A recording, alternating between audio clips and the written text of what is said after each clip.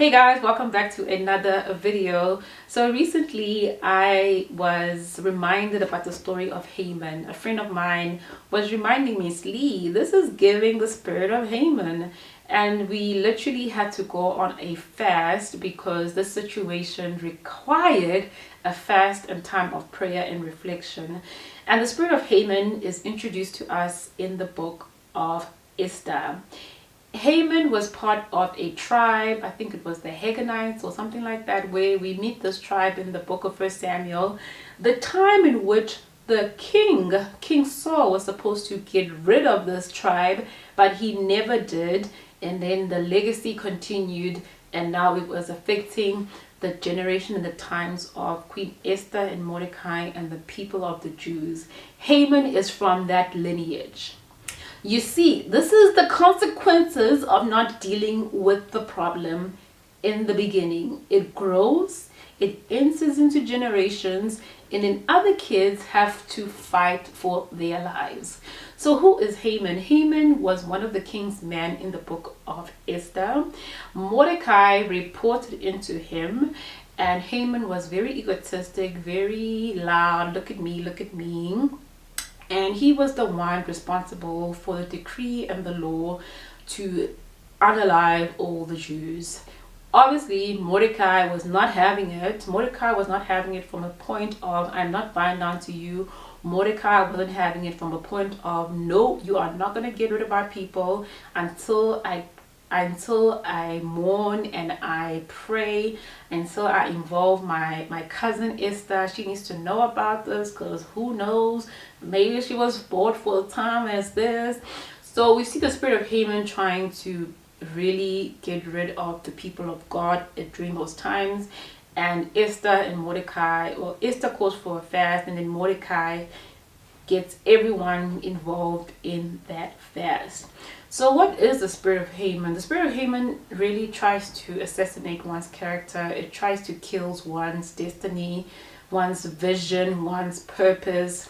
It tries to enter into the hearts of people in position, such as the king at that time, to influence them that this person that is deemed wise, which is Mordecai, he was wise, is not all that wise. So they have a spirit of conspiring, a spirit of making people feel less than, a spirit of oppression. That one, if you read the book of Esther and you meet the character of Haman, you see in so many instances where we see how he was so motivated by power to the point that if he didn't get it, he was going to deal with that individual who wasn't giving him the power that he wanted. So Mordecai refused to bow down to him, right? And then because of that, an entire Jew nation was going to suffer, okay? And then we read in chapter 4 that obviously Esther calls for a fast because of this. And God gives her strategy, God gives her wisdom. She goes into the king's palace upon being called in chapter 4 or 5. And then, everything that Haman and his people were trying to conspire against Mordecai end up being the very thing that actually caused his demise. So in chapter 5, Haman and his wife and a couple of their friends, they build a gallows, like a pole of some sort, where they're going to hang Mordecai once this decree and this law is in full swing, right? They're excited, we're about to do this, we're gonna get rid of this guy, blah blah blah. You know what, guys, it's possible for people to gang up on you for no reason, but because somebody doesn't like you, they're gonna gang up on you to the point they want to actually get rid of you. So in this situation, they're conspiring against getting rid of Mordecai. Mordecai obviously and Esther have another plan in full swing that they are busy with in parallel. And then towards the end of 5 into 6, Esther finally reveals to the king why this dinner that she scheduled for him and Haman is for.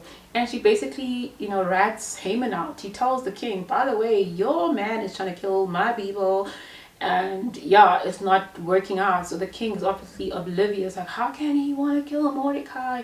This guy saved my life. And then he orders, the unalive of Haman. Haman loses his life, and then he asks the men in his army, in his palace, he asked them, you know, can we like get rid of this guy? And then one of the servants say, oh yeah, we can. By the way, he had built a gallows for Mordecai.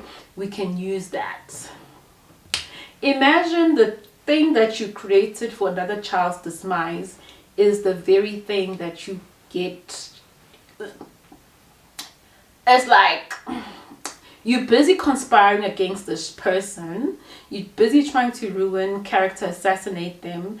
But the very thing that you are using to do is going to be the very thing that is going to end your entire legacy, your entire life. That's the spirit of Haman. I mean, that's the beauty of the story. It's not beautiful, but it's a redemption story, it's a restoration story, it's poetic justice, if we can say, because the same thing that Haman thought he was going to use against Mordecai became the very thing that caused his demise. So when I go back and read in Isaiah 54 verse 17, that every time it rises itself against you, God will. Don't put your mouth on a child of God and thinking you are going to get away with it. With time, eventually, time will reveal itself, and it is not going to be well with your soul. I love the story of Esther, this aspect of it in terms of just the redemption, the justice that comes with waiting on God, partnering with God to help you in a situation that is so dire. God has a way of revealing himself to pagan kings, pagan queens, pagan power structures in your favor. I've seen it happen in my life before, and it's amazing how when you don't do things yourself, you join hands with other believers to help you go through the situation where you are feeling assassinated, character assassinated, and you're feeling the odds are against you. God is saying, no sis, no bro, I am for you. I just need you to do your part and I'll do my part. So I wanted to share this message just to encourage someone, because a lot of times we're thinking we're going through life alone. We're thinking that everybody's trying to just assassinate our lives, our purpose, because they are jealous of us, because they have allowed the enemy to come into their subconscious mind for whatever reason. But God is saying that the same gallows that they created for you will be the same gallows I use for them. Okay, so if you are going through a situation like this, you've gone through a situation like this, take a page in Esther and Mordecai's life. We all win. You know, there's victory. You need to start thanking God that you have already won this battle. The battle is not yours, it's the Lord. Worship God as if you have received it in faith, okay? Because you have. And I pray that you don't allow the spirit of Haman to limit you, to silence you, to oppress you. You need to talk to the God, Jehovah Gibor, Jehovah Adonai, Jehovah Rapha, Jehovah Nisi. This is your God. You know, David says that you come with swords, but I come in the name of the Lord. Know that every day you wake up, that people may come with their words, people may come with their false views of you, but you come in the name of the Lord. The name of the Lord carries so much power and authority on its own. It's limitless. It does more than you can think or even imagine. Okay, so just be encouraged that even though you're thinking this situation is so unfair, why is this happening to me? I need you to look at your God and then look at the situation. Hello. Have an awesome day, guys. Bye.